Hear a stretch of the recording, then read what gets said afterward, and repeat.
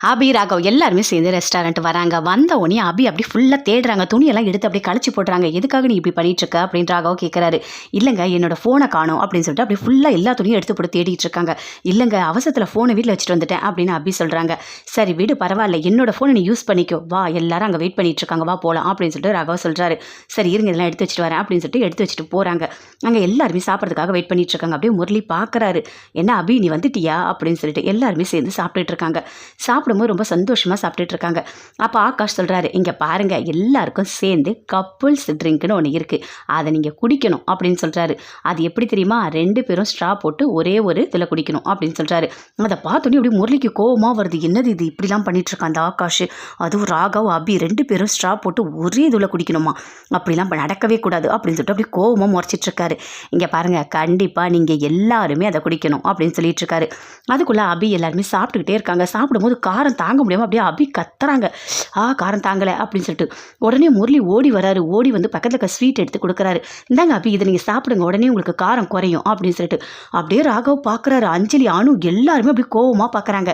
பக்கத்தில் இருக்க எல்லாரும் பார்த்துக்காம அங்கேருந்து தள்ளி இருந்து தூரமாக வந்து ஓடி வராரு, அதுவும் ஸ்வீட் எடுத்துக்கிட்டு. அப்போ இவருக்கு சுயநினைவு இருக்கா அப்படின்னு சொல்லிட்டு அனு அப்படியே பார்க்குறாங்க. அப்படியே வராரு, ஒன்றுமே தெரியாத மாதிரி வந்துட்டு பக்கத்தில் இங்கே உட்காராரு.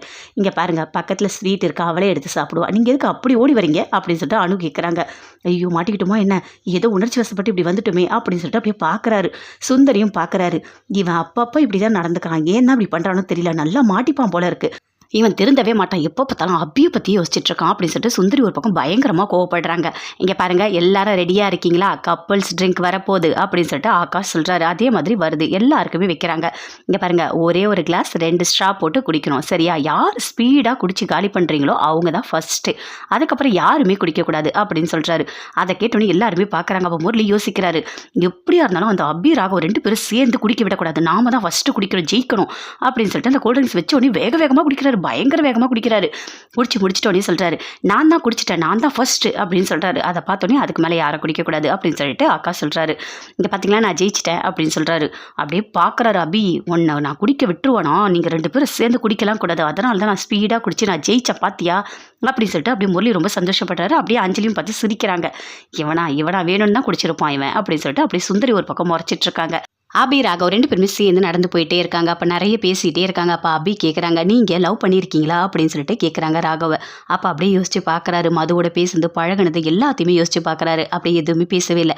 எனக்கு எதுவுமே சொல்லவே மாட்டீங்க அப்படின்னு சொல்லிட்டு அபி கேட்டுட்டு இருக்காங்க. அப்படியே பேசிகிட்டே இருக்கும்போது, நீயும் தான் நிறைய நம்பிக்கை துரோகம் பண்ணியிருக்க அப்படின்னு சொல்லிட்டு ராகவ் சொல்கிறாரு. அதை கேட்டோன்னே அபி அப்படியே டென்ஷன் ஆகுறாங்க. என்னங்க, நான் நம்பிக்கை துரோகம் பண்ணியிருக்கேனா அப்படின்னு சொல்லிட்டு கேட்குறாங்க. ஆமாம் அப்படின்னு சொல்கிறாரு.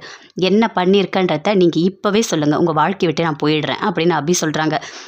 அது யோசிச்சோடனே அப்படியே யோசிச்சு பார்க்குறாரு. ஐயோ, நம்ம உண்மையை சொல்லிட்டா கண்டிப்பாக இவர் நம்மளை விட்டு போயிடுவாளோ, இதுக்கப்புறம் அஞ்சலிக்காவை சமாளிக்க முடியாது, அதெல்லாம் இப்போதைக்கு எதுவுமே நம்ம சொல்லக்கூடாது அப்படின்னு சொல்லிட்டு அப்படியே அமைதியாக இருக்காரு. பக்கத்தில் பார்த்தா ஒருத்தவங்க 2 பேருமே லவ்வர்ஸ், அப்படியே ரொம்ப ஒரு பாசமாக பேசிக்கிறாங்க. நீ தான் எனக்கு எல்லாமே அப்படின்னு சொல்லிட்டு அதையும் பார்க்குறாரு. பார்த்துட்டு அப்படியே அமைதியாக இருக்காரு. இங்கே பாரு, ஒன்றும் இல்லை அப்படின்னு சொல்கிறாரு. என்ன ஒன்றும் இல்லைன்னு சொல்கிறீங்க அப்படின்னு சொல்லிட்டு அபி கேட்குறாங்க. நம்பிக்கை துரோகம் நான் உங்களுக்கு பண்ணேன்னு சொன்னீங்க, சத்தியம் பண்ணுங்கள், நான் என்ன பண்ணேன்னு சொல்லுங்கள் அப்படின்னு சொல்லிட்டு அபி கேட்குறாங்க. அதெல்லாம் ஒன்றும் இல்லை, வா, இப்போதைக்கு எதுவும் சொல்லலை, நான் அப்புறமா சொல்கிறேன் அப்படின்னு சொல்கிறாரு. என்னது அப்புறமா சொல்கிறீங்களா, 1 மாதம் ஆகட்டும், நான் சொல்கிறேன் அப்படின்னு சொல்கிறாரு.